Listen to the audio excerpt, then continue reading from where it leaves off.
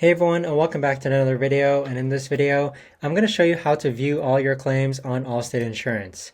Now, this video is going to be particularly useful for individuals. Let's say that you recently filed a claim with Allstate Insurance and you want to check the status of it. How do you actually go ahead and view all your claims on Allstate Insurance? Now, this video is going to be short, sweet, and simple, guys. There's not going to be a lot of steps involved. So in order to do this, what you're first going to do is log onto your Allstate account. Next, you're going to click on Claims.